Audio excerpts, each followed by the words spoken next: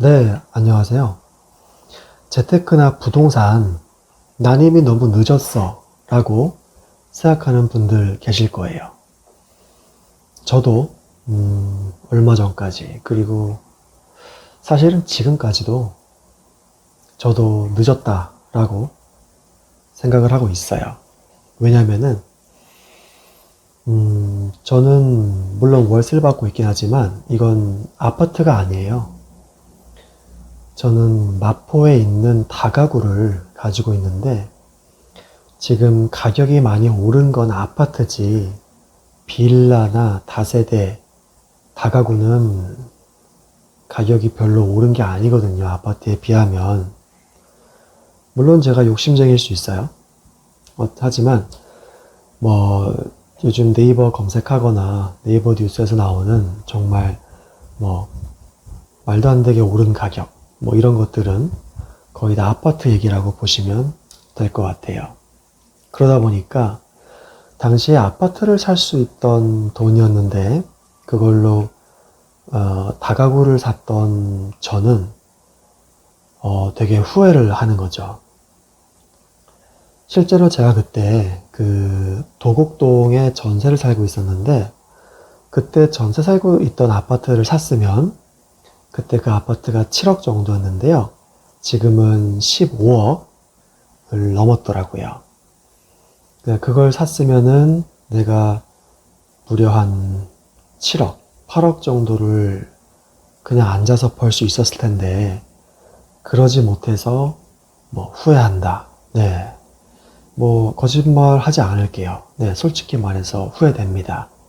그거 살 걸, 그거 안 산 거 후회를 하고 있어요. 뭐 인간의 욕심은 끝이 없으니까요. 자, 그런데 뭐 그것도 그렇지만 저는 주식이나 비트코인 같은 건 정말 투자를 거의 안 하다시피 했죠. 비트코인은 정말 투자를 업비트라는 앱이 있어요. 거기에 10,000원 가입하면 공짜로 주는 거 있어요. 그 10,000원. 그리고 비트 또 딴 거 있어요. 거기다가도 10,000원 해서 20,000원. 20,000원. 비트코인 20,000원 가지고 있으니 이건 뭐 그냥 장난치고 있는 수준이고요. 주식 같은 경우는 뭐 10여 년 전에 제가 하여튼 가족의 추천으로 대우조선해양이라는 걸 샀다가 거의 1,000만 원 이상을 다 싹 다 날려먹었어요. 그러다 보니까 주식은 정말 꼴도 보기 싫어서 거의 10년 동안은 신경도 안 쓰다가 최근 들어서 주식이 너무 오르는 걸 저도 제 눈으로 봤잖아요. 그래서 이제 유튜브 보고 책 보고 공부하면서 이제 막 아장아장 걷는 수준이에요. 그래서 뭐 ETF 조금 뭐 미국 ETF 조금 갖고 있고 한국 주식은 단타로 뭐 샀다 팔았다 하고 있고 이런 수준인데 예, 아장아장 걷는 수준입니다. 그러다 보니 제가 부동산뿐만 아니라 주식이나 비트코인을 비롯한 이런 재테크에 있어서 아유 나는 끝났다. 나는 남들보다 뒤처졌다. 아 지금 와서 아파트 어떻게 사? 난 너무 늦었어 라고 맨날 생각하고 있는 거예요. 저도. 근데 이런 생각을 하면 기분이 우울하게만 하고 도움이 전혀 안 되더라고요. 그래서 이럴 때 책을 보면 좋습니다. 멘탈이 흔들릴 때 책을 보면 멘탈을 좀 잡아주는 효과가 있어요.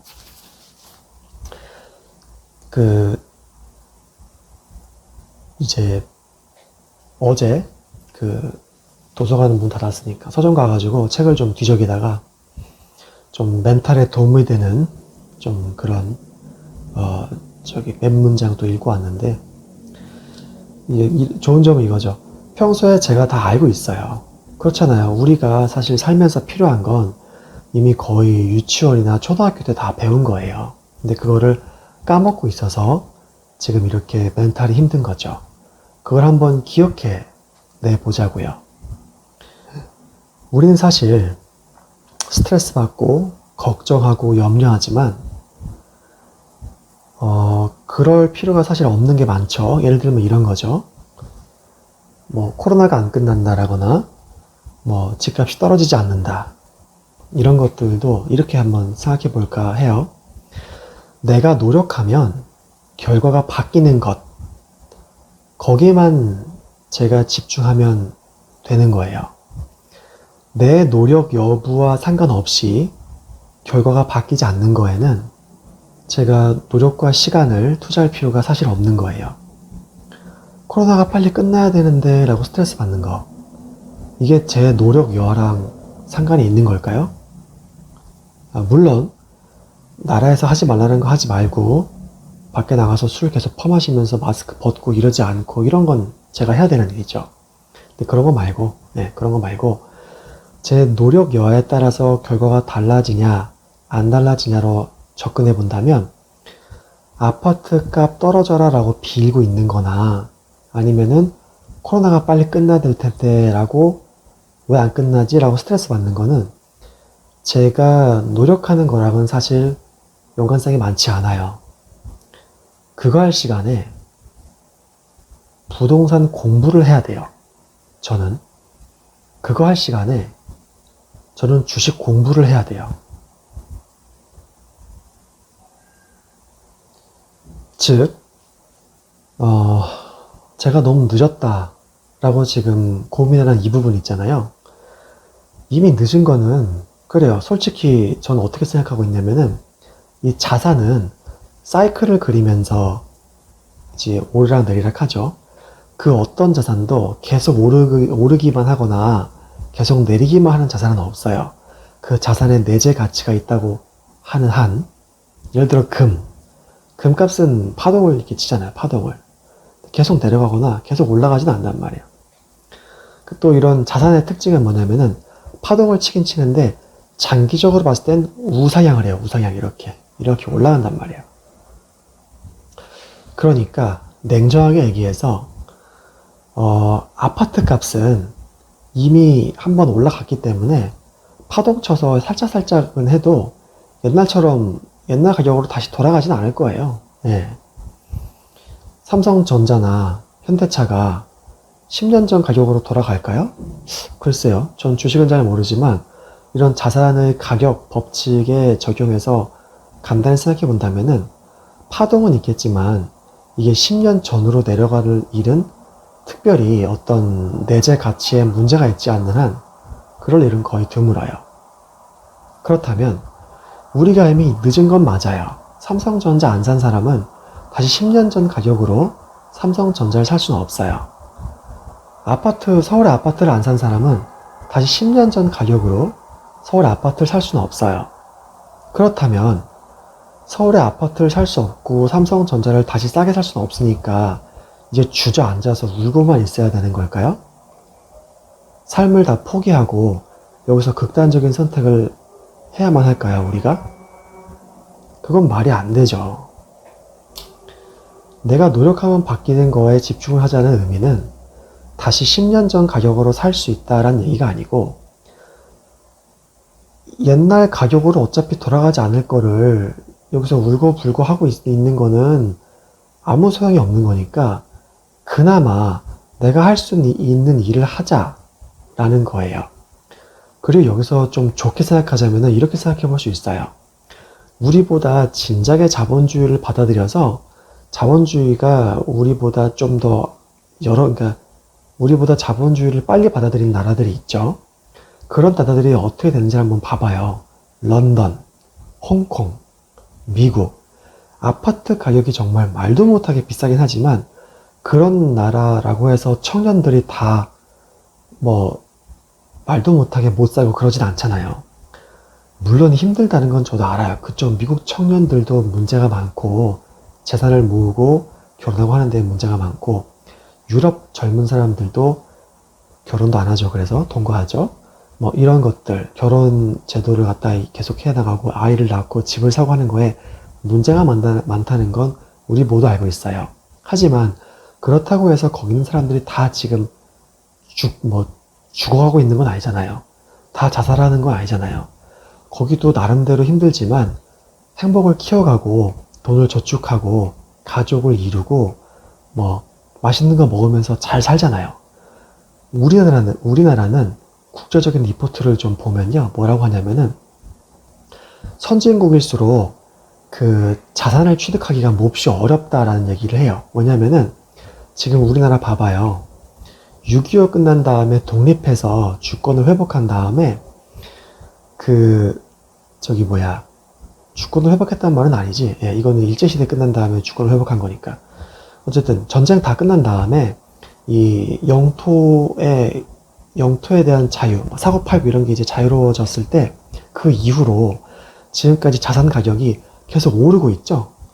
뭐 서울의 집값, 뭐 부산의 땅값, 그리고 괜찮은 회사들의 주식 가격 이런 것들이 계속 오르잖아요. 그러면서 부자들은 어떻게 해요?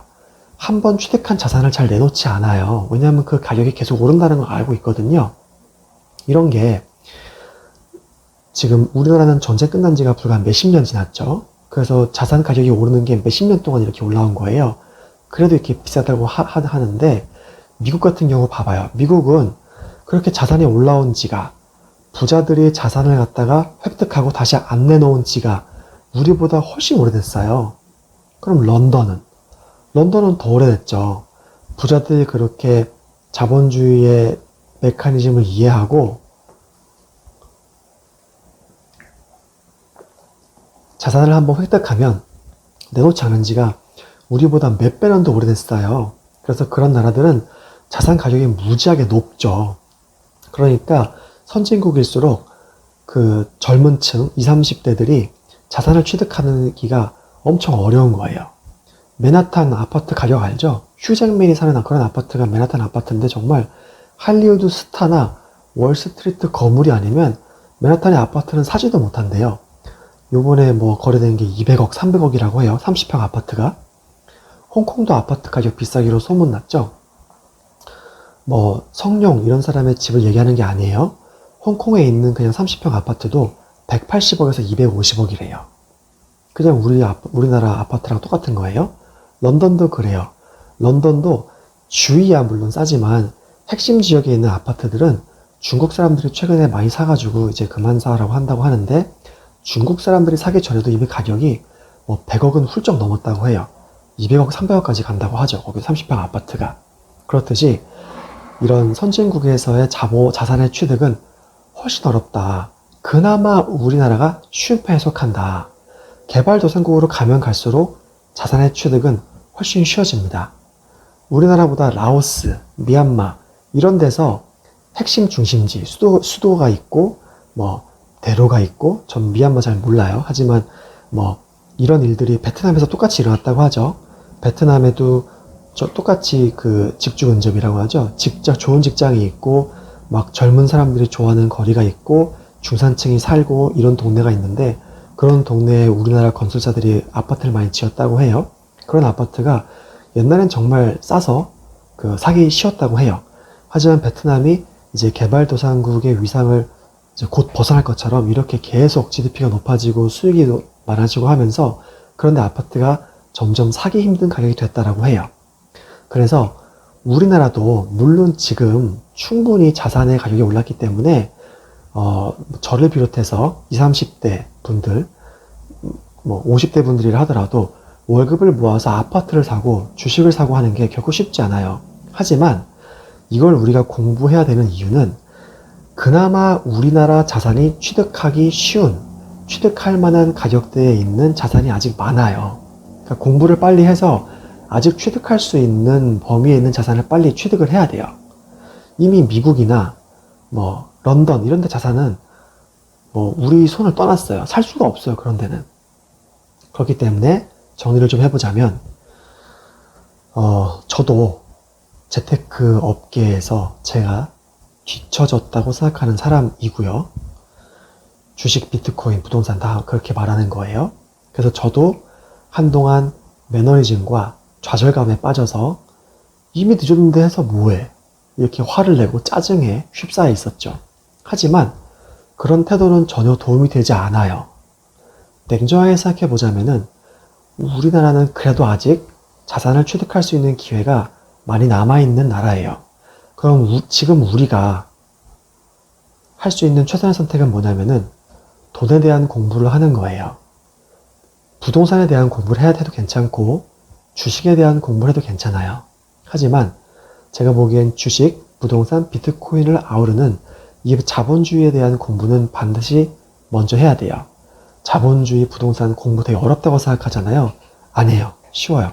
일단 이걸 명심합시다. 어렵다고 생각하잖아요. 진짜 어려워집니다. 쉽다고 생각하면요. 진짜 쉬워져요. 그 일이. 뭐든지 믿는 대로 되는 거예요. 일단 우리는 자본주의 공부 그리고 부동산 공부가 쉽다고 생각해야 돼요. 제가 회사 퇴사하기 전에 후배들이나 선배들 만나면 우스갯소리를 항상 물어보는 게 선배, 요즘 책 뭐 봅니까? 이번 달에 책 뭐 봤습니까? 이번 연도에 책 몇 권 봤어요? 이렇게 물어봤어요. 갈구려고 그런 게 아니고 얘기하다가 밥 먹다가 자연스럽게 물어보는 거예요. 그런 책을 읽었다고 하면은 그 책 내용을 물어보기도 하고 하는데 대부분 대화가 더 이상 진전이 안 됐어요. 왜냐면은 이번 주에 읽은 책이 없는 건 물론이었고 이번 달에 읽은 책이 없는 사람이 대부분이었고 심지어 제가 여름이나 추석 때 물어봐도 올해 한 해 동안 책을 한 권도 안 읽은 사람도 엄청 많았어요. 네. 그건 대기업 다녔던 제 동기들 뿐만 아니고 자영업을 하고 있는 사람들이라거나 아니다. 자영업을 하고 있는 사람들 중에서는 오히려 어떤 특이한 좀 이렇게 깡 따고 있거나 좀 특이한 분들이 있었어요. 이런 분들은 책을 무지무지 많이 읽었어요. 생존하려고 그랬던 거겠죠. 그래서 그런 건데 우리가 책을 안 읽고 유튜브에서도 그런 이제 뭔가 가르쳐 주려고 하는 유튜브를 잘 안 봐서 그렇지 우리가 마음 먹고 조금만 보면요. 자본주의가 굴러가는 메커니즘이라거나 메커니즘 말도 어렵다. 자본주의의 구조, 자본주의가 이렇게 생겼어 라는 거. 자본주의에서는 이런 사람들이 돈을 벌어. 이런 거 정리하는 유튜브 무지 많고요. 책도 무지 많아요. 심지어 부자 아빠, 가난한 아빠 이거 한 권만 읽어봐도 제가 지금 말한 거 대부분 다 해결돼요. 대부분 다 금방 이해할 수 있는 내용이에요.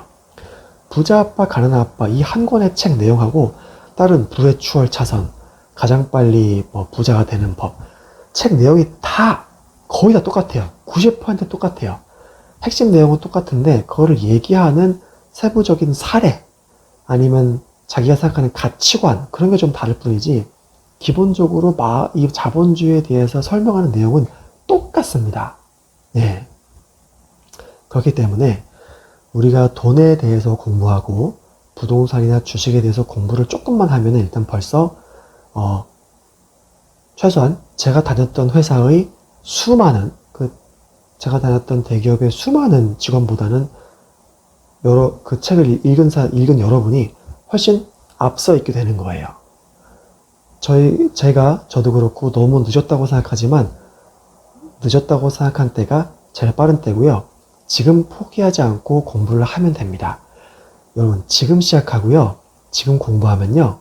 어차피 이 모든 자산은 부동산, 주식할 거 없이 다 사이클이에요. 이렇게 물결 파동을 치면서 우상향할 겁니다. 예전에는 사이클이 훨씬 길었는데 최근에는 사이클이 짧아져서 10년 인터넷이 발전되고 나서 사이클이 확 짧아졌어요. 10년 혹은 7년, 8년이라는 사람도 있어요. 자, 그렇다면 저 같은 경우 어때요? 제가 40살이니까 사이클을 10년이라고 해서 보수적으로 본다고 해도 제가 경제활동을 그래도 글쎄요. 보통 대기업이나 이런 분들 은퇴가 60대라고 한다면은 경제활동은 더 오래 하겠죠. 요즘엔 건강한 게 더 길어지니까 80세까지라고 보면은 앞으로 저한테는 4번의 사이클이 와요. 저는 물론 사이클하고 상관없이 충분히 돈을 벌 수 있다고 생각하지만 사이클마다 돈 번다고 생각을 보수적으로 해도 앞으로 4번의 기회가 오고 정말 투자를 갖다가 정보 공부해서 산다면은 이 4번의 사이클 중에서 절반, 2번 물론 뒤 2번보다는 앞 2번이 좋겠죠. 50살, 60살 이렇게 이 2번의 사이클만 잘 타서 투자를 이때 한 번, 이때 한 번 평생에 걸쳐서 투자 2번만 잘 해도요. 평생 벌 돈 다 벌어요. 네, 생각해보세요. 만약에 이번 사이클에 투자를 잘 딴 사람이 있으면 어떨 것 같아요? 거의 평생 벌 돈을 다 벌었어요, 지금. 로또 로또 1등 하면은 10억에서 20억 정도 벌잖아요. 그 정도 돈을 번 사람이 지금 전국에 수두룩합니다. 물론 전 못 벌었죠. 용기가 없었으니까요. 짜증만 내고 있었죠. 늦었다고. 그렇기 때문에 우리가 포기하지 않고 지금 공부해서 10년 뒤 사이클을 노려도 충분히 가능한 거예요. 생각해 보세요. 간단한 예로 요번에 아파트 값이 오르기 전에 일어났던 각종 신호들을 다 종합해서 여러분 다이어리나 어디 알람, 아니죠, 뭐 에버노트나 뭐 어디다 적어 놓으세요. 그리고 그걸 정말 머릿속에 인이 박힐 때까지 1년 내도록 한번 외워보세요. 뭐 가장 대표적인 질문은 이거겠죠. 아파트 값은 안 오르는데 전세 값이 먼저 올랐다. 전세가 부족하면 전세 가율이 오르는 현상이 일어나요. 두 번째, 아파트를 짓지 않아서 공급이 매우 부족하다는 신호가 여기저기서 나왔다. 요즘은 아파트 분양하는 거 다 할 수 있어요. 호갱노노, 아파트 지인, 아실 들어가면은 아파트 공급이 언제, 어디에, 몇천 세대가 들어오는지 다 할 수 있어요. 그거 한번 해보세요, 정말. 조그만 A4지에다 그려서 몇 년에 어디 들어오고, 몇 년에 어디 들어오고, 그러면 안 들어오는 데가 딱 나와요. 거기 사면 오르겠죠. 물론 전 전문가는 아닙니다.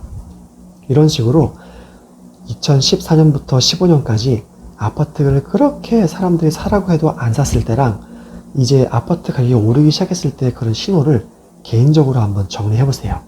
유튜브에 그런 거 정리해 놓은 사람 많으니까 그런 걸 봐도 돼요. 그런 걸 정리를 먼저 해놨다가 그러면 7년이나 8년 뒤에 똑같은 신호가 나온다. 그럼 그때 내가 최소한 어쩌면 지금 이 아파트 값이 오르려고 하는 건 아닐까라고 대입해 볼 수가 있잖아요. 지금 만약에 20살인 친구라면은 지금은 돈이 없어서 청약도 못하겠죠. 하지만 지금부터 7년 뒤인 27살 때 이제 첫 직장 잡고 대출도 확 땡길 수 있을 때 방금 말한 것처럼 아파트가 올라갈 것 같은 징후를 이제 눈치챌 수 있다면은 7년 전에 공부를 열심히 한 덕에 그럼 그 친구 인생은 어떨까요? 최소한 손해는 안 보겠죠. 뭐 돈을 많이 벌진 못해도 최소한 기회를 놓치지 않아서 작은 돈을 벌 수 있는 기회는 충분히 잡을 수 있을 거예요. 만약에 운까지 따라주고 승부욕까지 있는 친구라면은 이번에 아파트 한 두 채 정도 혹은 세 채 정도 갭 투자해서 돈 번 사람만큼 돈 벌 수 있을 겁니다. 그러니까 우리 아직 늦지 않았어요.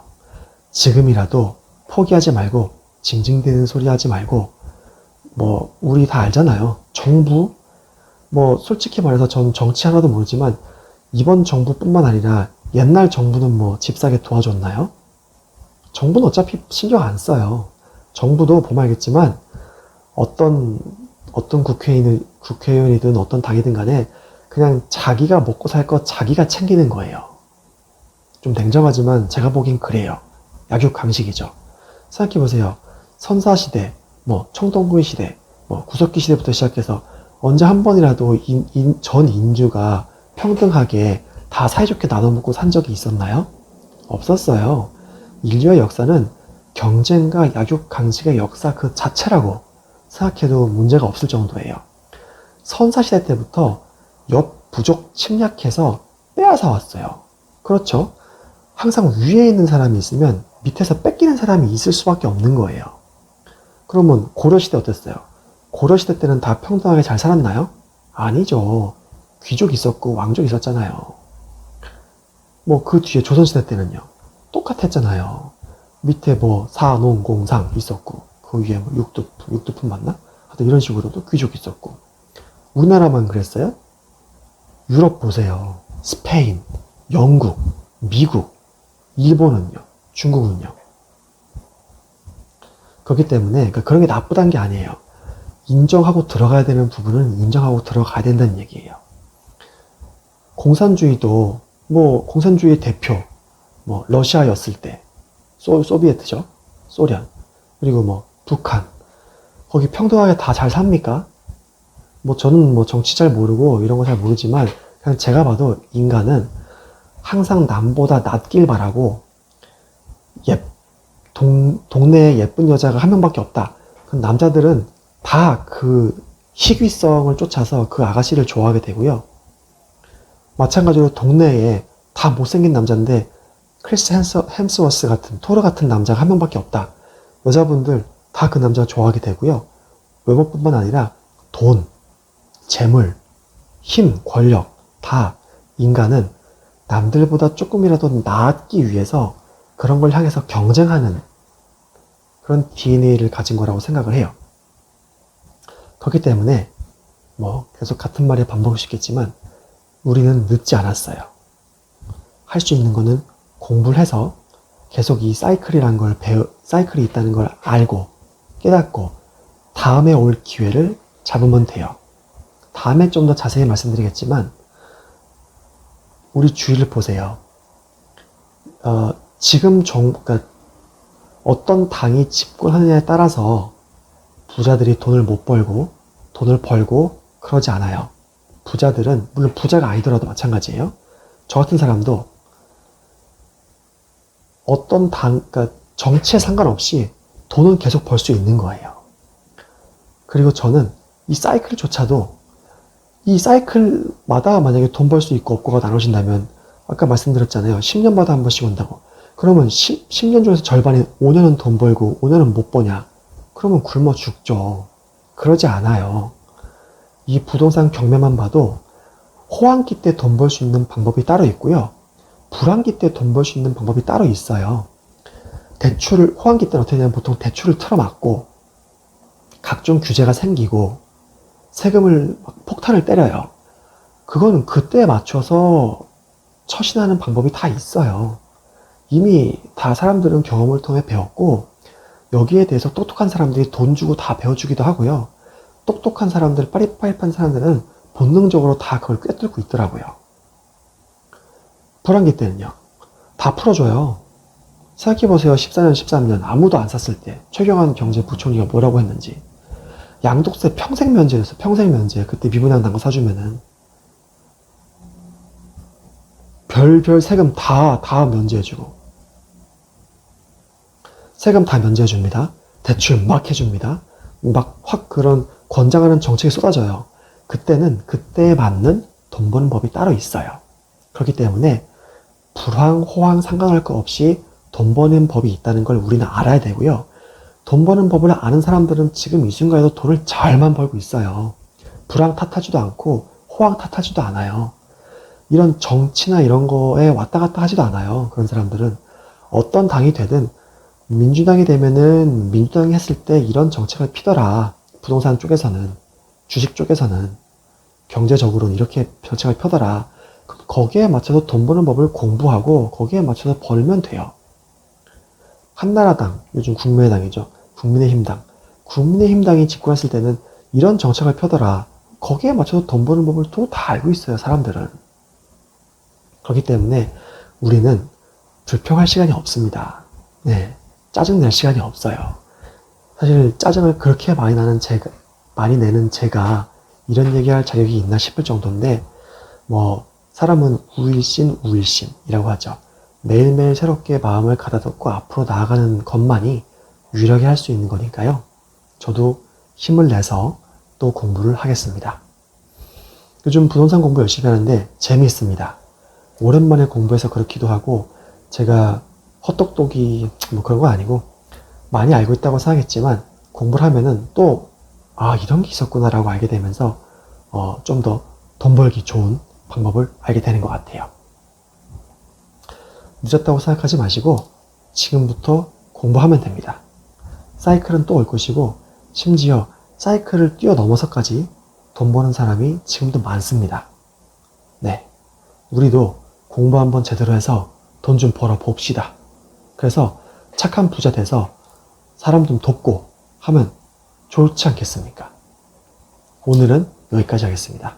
감사합니다. 안녕.